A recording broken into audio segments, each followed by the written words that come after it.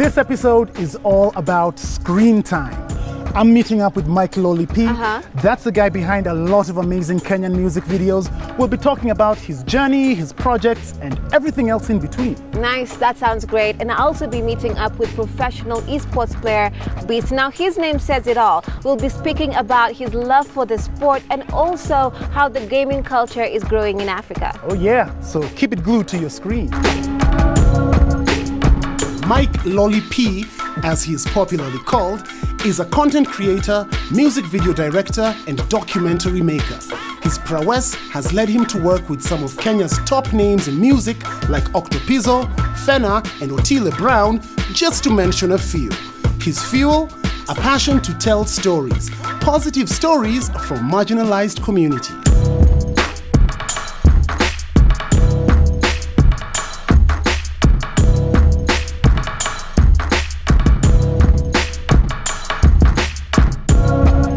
This guy is a creative genius. He basically captures the look and feel of the streets, presents it to the screen in a beautiful way. His name, Mike Lolly P. Nice one, nice one, nice one, nice one. All right, cut. Next scene setup. 15 minutes. All right. Hey, Nick.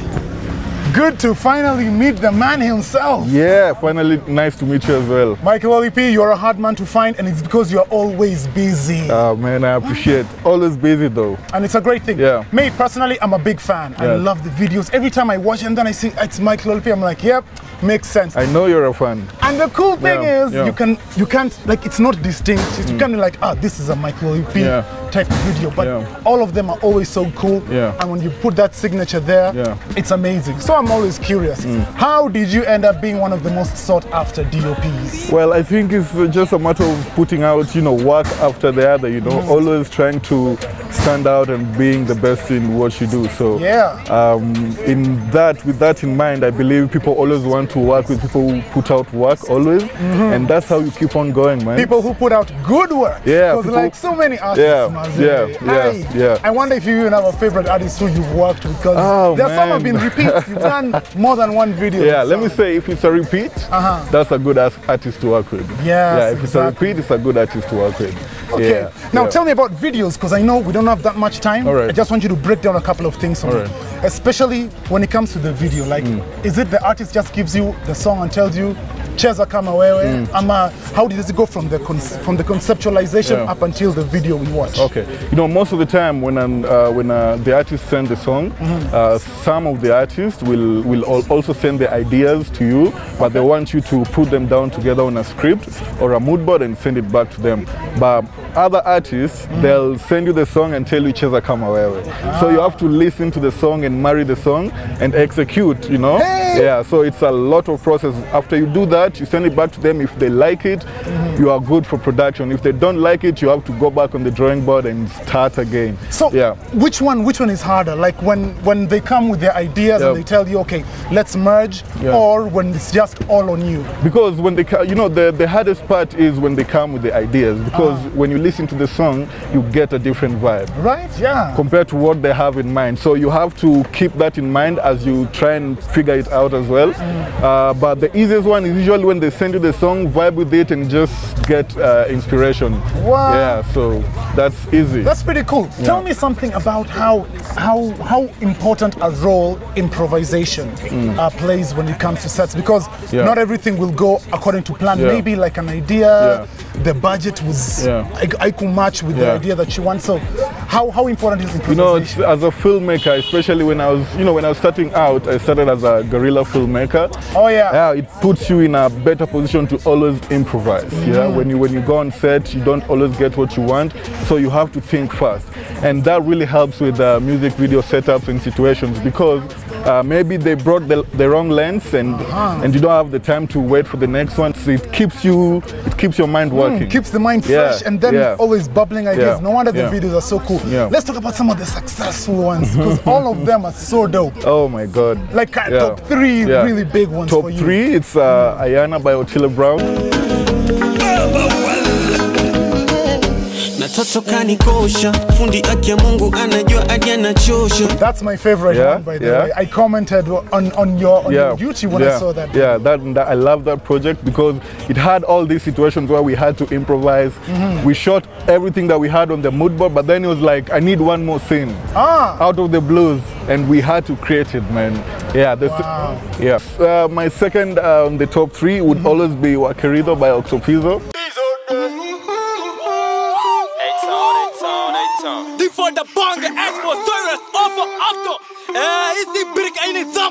I love that project. That is one of those projects that didn't have any ideas written down, didn't have a script, but we had to execute. We met on the same day, the same time, and we had to shoot. Collaboration of ideas just happened. Yeah. Okay, that's a good one. Yeah. Then my third one would be, man, I don't know. It's everything I've done. Everything, yeah, because everything I've done. They're all very good, and I like the fact that they're so different. They're always catered to the artist, which is a really cool thing. I like that you have that eye. I appreciate it. You're not just good in making music videos. You're also a documentarian, I believe. Is yes, you do documentaries. Yes, I do documentaries. Now that's very different, right? Because when it comes to a music set, you have like just a couple of positions, you know how this is going to happen. When you're doing a documentary, you're faced with real life.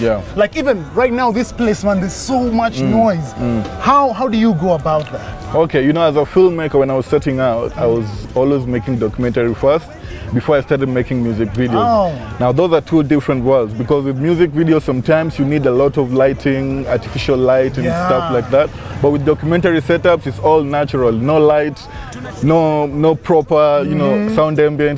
No extras. No extras, no nothing. Like everyone's looking at us right now. Yeah, so you have to go into a community, and when you go into a community, you find everyone. There's people who always don't want you to shoot. Always. There's people who just want to make noise and make life hard for you. And so, stand around, kama wale pale. Exactly, stand around and intimidate you for a minute. But you know, with that, it also puts you in a good state of mind, because you also start working with such tough conditions. Yeah, and you force yourself to, you know, we go back to our first point, improvise. Find solutions to everything. When the sound is not good, you know what you'll do about it. How did you get started yourself? Man, you know, right now we are in Kibera. I have a set in Kibera, and it just happened by chance that you guys were here as well. This is the home of my filmmaking skills. No way! Yes, this is the home of my filmmaking skills. There used to be a school here called Kibera Film School by Hudson Foundation, and that is where I got my first scholarship after high school. It's been 10 years, man. And we went there and we learned and we interacted with you know, people from all over the world, and they shared their skills and knowledge. And after that, I just jumped into, you know, filmmaking, making documentaries. That's what's up. I was actually about to just ask you one more question about film, whether you're looking to, you know, now shooting feature films. Yes, I'm getting into that, and very soon, 2021, man. 2021, yes, we're going to get a Mike Lolly P film. And I hope that we get to work together in another space. Most definitely, we have to work together, because 2021 there's a film dropping. Exactly.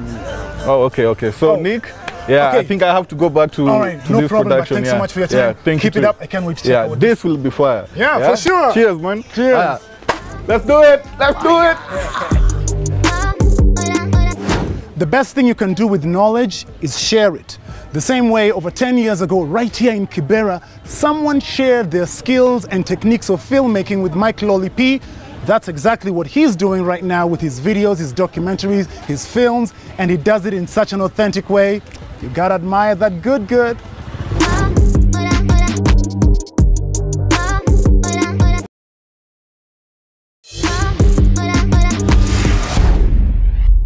Brian Dianga, better known as Beast, is a pro player for esports. He was nicknamed Beast because of the combative way he played the game, reaching top positions in the African esports tournaments on his quest to promote the sport throughout the continent.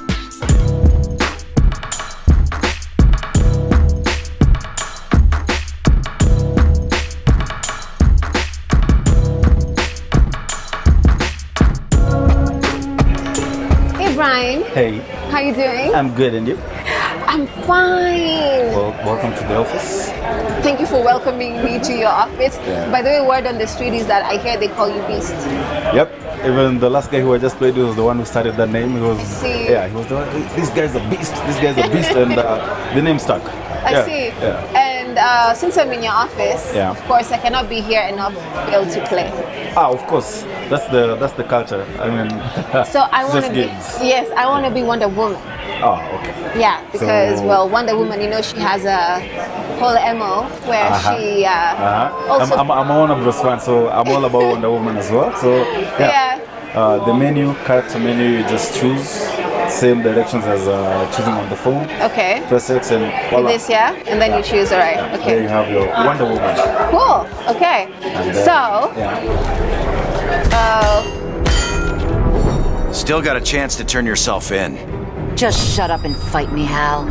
Let the record show you asked for it. Begin. So I want to start, kicking you because, well, you are clearly Woman power. yes, woman power, girl power. I mean, if you win one round, I Yeah. just give you the name Beast. Yeah.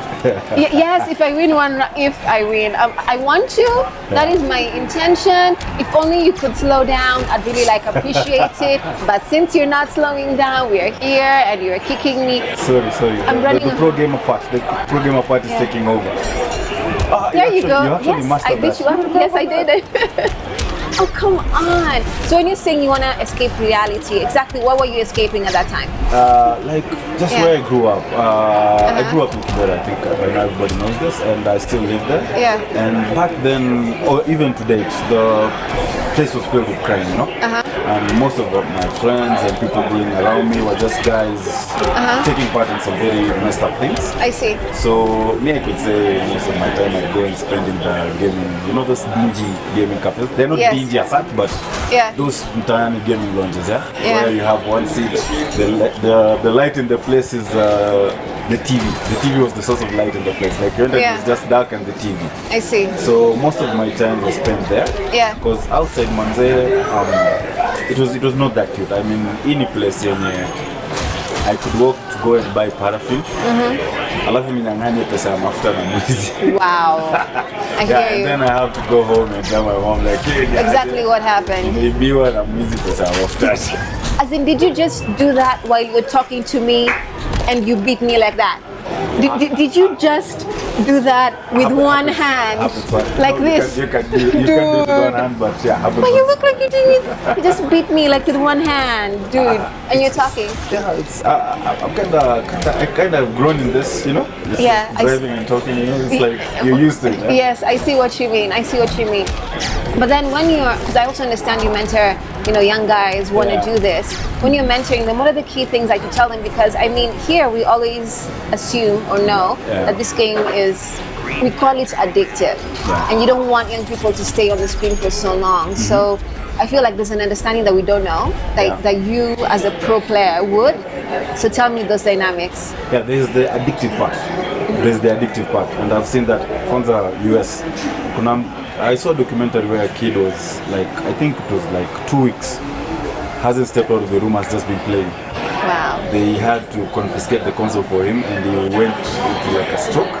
Like alifiata, akazimika kabisa, ikabidi akaenda into a coma. Rehab. Yeah. So there's that. A whole coma. Yeah, there is that. But also, what makes it look like addiction is I showed you the components. Like when we were training, I showed you a bit of how the game works.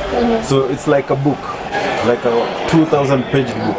Okay. Can you read it in a day? No. No, you can't read it in a day. Yeah. And you need to understand, like, if I'm going to do it like a pro, I am going to face all the characters in that list.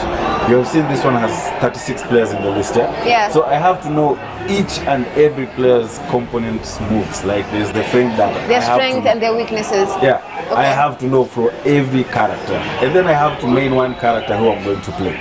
So just to master one character can take you 3 months. 3 months. Yeah. This just simple one. thing we see, like it's so Yeah, easy that's to do. how I'm able to talk and do it is 3 months. Like With one hand, It's by even the worse. it's like you're just moving. I think for this game it's like a year. I played it last in 2016 or 17. That was the last time I played this game. So you can imagine, all that time I was just practicing ever since it came out. So when it looks addictive, it's because you have to practice, and you have to practice consistently. Like I said, just like every other sport, you'll find a boxer going to skip a rope, going to run and doing all that in the name of boxing. If it was just boxing, they would just have to punch the punching bag and just go straight to fighting, but they have to run, they have to skip the rope, they have to work their whole body, So it's the same thing with us. And you can't say you'll work your mind on all sides, like the reflexes, reaction, moving and all that, in just 10 minutes of the day. Well, that sounds like a lot of work. So when did you discover that this pays, like this can actually earn you money, can be a professional thing that you can do through only? Is the only thing you do? Do you subsidize it with other things in your life? I do a lot of other stuff. Hey, this world of now and where I come from, if I live with this, I will die. I see what you mean. It can't work. Even geographically in Kenya, for most gamers, you can't survive on this. Why? Because you're still struggling to make the society understand this. You know, this is not betting. People compare this to betting. But I've shown you what it takes to do this. And like imagine. From your perspective, I get it. But you know, naturally, parents would be worried. You know, what is my son or daughter doing? And yet we have like chicks who are pro, players. Also, which is also amazing. So there's so much concern, but at the same time, you cannot, miss the fact that in Africa and Kenya, this sport has grown so much. And like it's legit. Like people are actually doing it in a legit way. So like it's just to get people to understand what actually this actually means. So the fact that it gets compared to betting. Naweza compare to bet sahi. Tutashinda, tutakosa kushinda. But kama hujui kile unafanya, you won't win. If you don't know what you're doing, you're not going to win. I see. And to earn, you have to be top 3. Worst case scenario, top 8. No. I see. But so for me to earn, I had to be top 3 or top 8. Continuously top 3. Continuously. You miss out on the top 8. That's it. You have to wait for the next tournament. Okay. So that's, So as it were, you're one of the best players in Kenya and East Africa. Am I saying it properly, or would you like to add on to a particular perspective? Because I read somewhere where they said he participates in top tournaments across Africa. And funny thing, I think in the casual tournaments I've got first place a few times, but in the top tournaments I think I've never got first place. I've always been second, third. And I'm not the best, because I mean people are still understanding this. We have not got the best person yet. I see. And for me, the pleasure of being around this scene is to bring out that best. I still have to beat you, by the way. Am I doing it right? Why are we not going back? Just press X. I press. So we can go and choose other characters. Maybe you feel something different from Wonder Woman. Just try. And like from the cast, Catwoman. Let's try Catwoman. This is her. Okay. She's top of the tier. Okay. So like for me, I think right now the biggest thing is to get the country into that culture. We're still young. I mean, we're 20 years behind the world in gaming. Yes, we want to close that gap right now. Like imagine we're 20 years behind, but we want to close that gap. We want to get to the point where there are sponsorships. Like you see, I think it's this weekend. Queen Arrow got sponsored by Uyu. And that's from US again. You see, we want things like those opportunities to get all these other Kenyan gamers, because we have what it takes, and we just need to be put on the scene. Like I see what you mean. Because I've gone around this video game events, and there are people with talent that need a space to show it. So for me, the biggest thing would be to get them to show what we have. But what do they tell their parents, like we discussed, who do not understand what this is all about? What do you tell their parents? It's not that bad. I mean, if you take responsibility and take care of yourself, you go places. So my message to people is like, you don't need to be governed to do the right thing. It's like you can do what you want and get to where you want with nothing. I didn't have anything. I told you, like, I owned a console when I was, I think, 24, 25. That was the first time I was able to save and buy a console. Okay. So And imagine, I didn't plan that. Yeah, one day I'll be on CNN because no, I was just like, I'm going to survive through gaming. Yeah, I hope it gets me something. So it found you. Yeah, you didn't have to look for it. Yeah, you just work hard. The effort you put will make a lot of noise and attract the right things to you. I love that. So for me, it's the noise. Like you can't even, you know, like those are facts. You can't mess with that. Yeah, that's it. But who internationally and in Africa do you look up to? Like who inspires you? I know you're up there, Batman. I know you have an inspiration. Actually, for me, it's somebody called Radbrad. Okay. So Radbrad is a gaming YouTuber, and Radbrad doesn't even play professionally. Rad does this. He takes a game, a new game, and he plays it, the whole game, and posts it on YouTube. So poor people like us can watch it and like, you know? Yeah, like that, that was the thing, like he posts the whole gameplay. So for me, that's where my interest in gaming came. So if I couldn't afford a game, Rad was the guy. Just go to his channel, watch the whole game. And then when I came to the fighting games, there are so many guys that in the fighting games that are way better than us. Especially like here in Africa, we have a guy called Mr. 5K. We have somebody called Dark Bass. We have somebody from here, Kenya, who taught me so much, Mr. Starks. Even the guy who sat here, Sam, like all of them are. Yeah, he was knocking Superman like left, right, and center. Yeah, so. And I'm just watching. I'm like, how? Yeah, but for Radbrad, like I'd say, it started from Radbrad, and for me, I would say that is the direction I want to take with gaming. Okay. Just to post gameplay for those guys who can afford, and at least they, you know, you start by watching, and by watching, that's where you get the interest. I see what you mean. And then you get into it. As we end, I have to pick you. Like I have to win something. Yeah. So. You have to try. It's not most likely I may not win, but I will try. I don't even know what her combinations are, but I'm just going to try. Oh, I can see. Not bad. Ooh. See? There you have. But you're not even doing anything. Oh my God! I hate it when you start moving. But you asked for it. I don't like it when you start moving. Why are you moving? Stop moving. Oh my word. See where you got the health bar? Yeah. Okay. Okay, now press both of them. We have this last chance. Yay! There you go. There. Oh my God! I have that. Special. I have that. Oh my word! Look at me dragging that cat. I'm dragging Dexter. Yay! Someone should be recording this. We are sorry. Yes. No, you died. No, you died. No, I didn't die. No, you died. No, how? Let's. I know this guy feels like a beast. Yeah, but that was a fun experience, yeah? That was fun. I think so. Next time when you practice a bit what I showed you, we can have a rematch. Beast, thank you so much. I have experienced Beast. We say GGs. We say GGs. Good games. GG like this. Yeah, GGs. Yeah, GG. Okay, GG's good games. Okay. So, I have experience. Thank you so much. Okay. Okay. Who's next? Who's next? Buddha.